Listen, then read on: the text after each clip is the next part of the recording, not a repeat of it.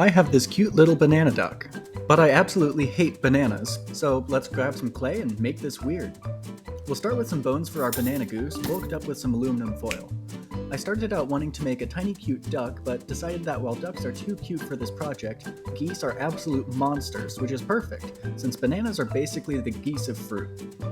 Our bird fruit gets wrapped up in a base layer of clay that will get smoothed out as best as I can with a few ball styluses and loop tools.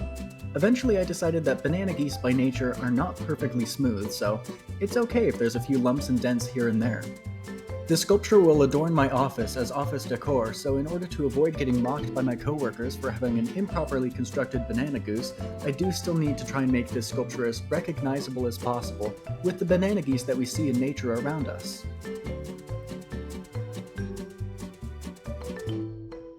Once the banana is adequately bananified, I'll partially cure the bottom with a heat gun so that I can have something to hold on to while I sculpt the tentacle peels and gooseneck.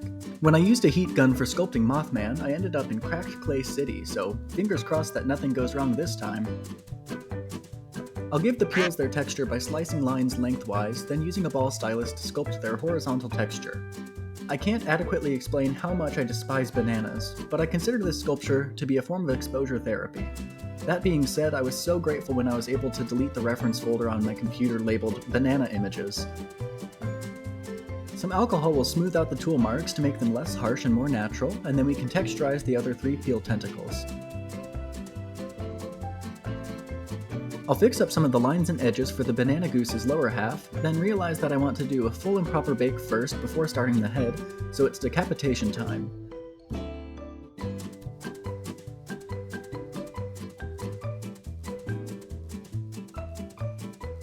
Now headless, I can texture the goose's neck similarly to the inside of the peel, trying to stay as close to my banana references as possible.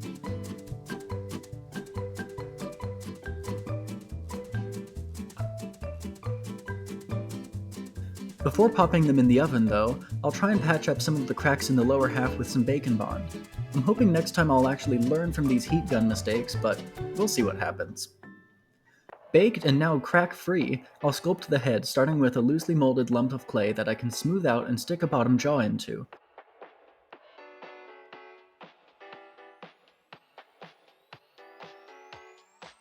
Once the bottom jaw is attached and everything looks cohesive, I'll start working on the mouth, adding noodles of clay as needed, and blending everything in with ball styluses and loop tools to keep everything looking smooth and organic.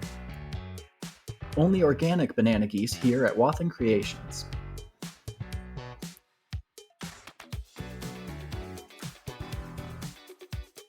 For the teeth, I'll use some translucent clay, which I hope will give the teeth a very toothy appearance, compared to using regular clay that's been painted white. I'll cure these with a match and then stick them into the pre-poked gum holes, and they're too small. Not willing to remake all the teeth, I'll just pretend that the gum holes don't exist and stick them in all willy-nilly.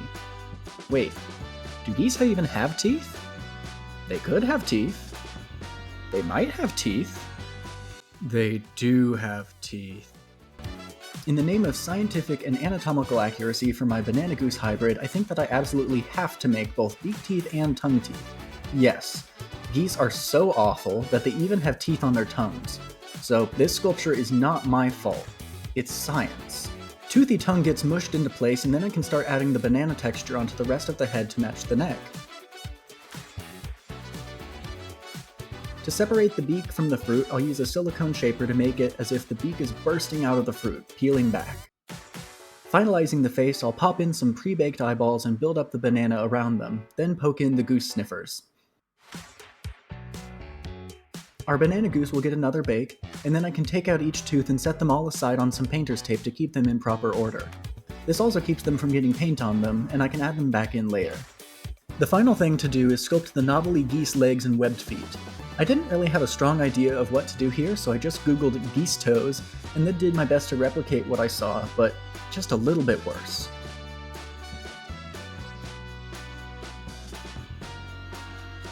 Same as the teeth, I'll add some pre-baked translucent toe talons that can get removed and re-added later.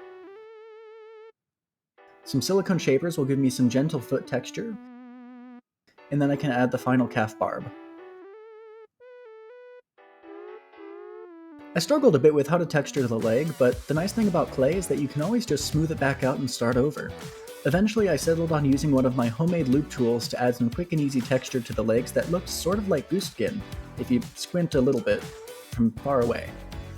Once all the texture is added, I'll bake off the goose for one last time, take out the toes, and then prime the sculpture white for painting. The legs and feet, being much more goose than banana, get painted a vibrant orange.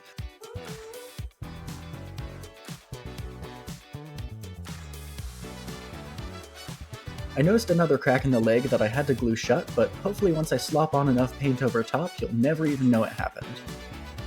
Once I add the final touch-ups of orange, I can start in on the yellow. I've heard sculptors on YouTube talking about how many coats it takes to paint something yellow, and oh wow, were they right. To get my banana goose to a state where you could no longer see the base coat through the yellow took about 6 to 8 layers of paint. If you have any better methods to suggest, please let me know down in the comments. Otherwise, I'll be avoiding painting more bananas for the rest of my living days.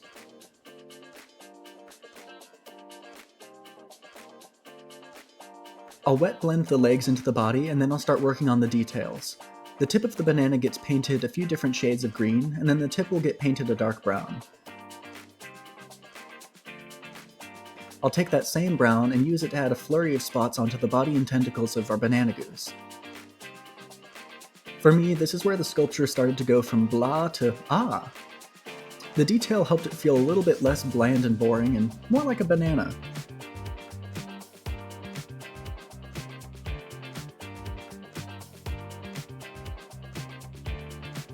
The spots will go over everything painted yellow and carry onto the legs and feet to make them feel more part of the banana instead of separate. With the bulk of the banana body finished, I can whip up a creamy yellow color and start painting the flesh on the insides of the peels, the neck, and the head.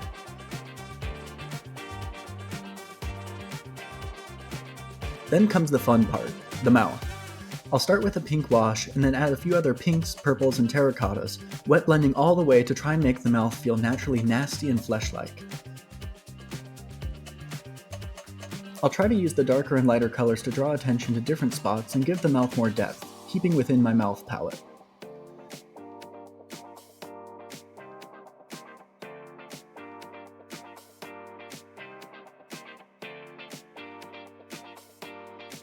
While the mouth dries, I'll paint the beak with the same orange as the feet, then unclog his nose holes from all the paint that I had just slathered on.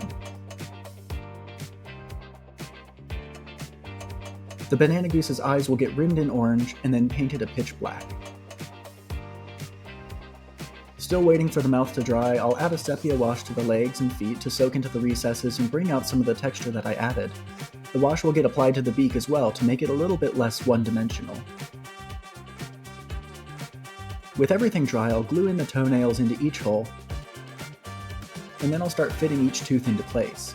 This was a bit more challenging than I had anticipated, since the paint had made the gum holes a little bit too small to fit in some of the teeth as easily, and some of the teeth were broken when some mystery individual squeezed them too hard with his tweezers.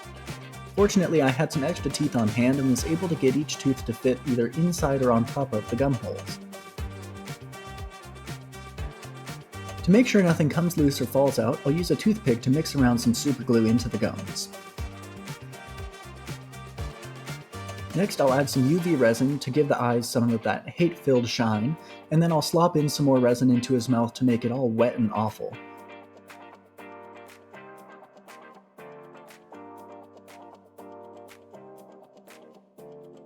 As the final touch for the head, I'll take some Fabri-Tac glue and add some gnarly slobbery drool between the jaws and the tongue to make the mouth even worse.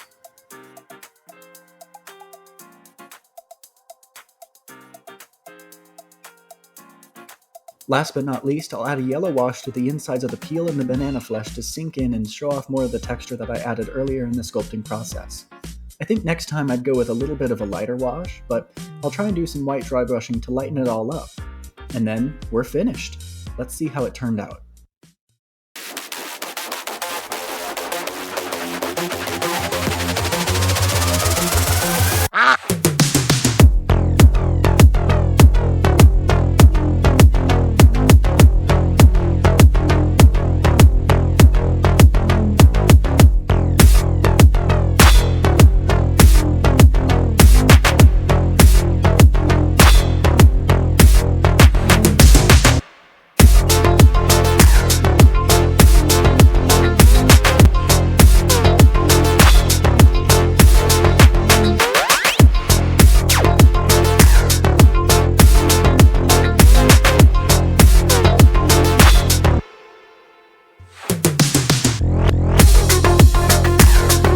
Thank you for watching this video.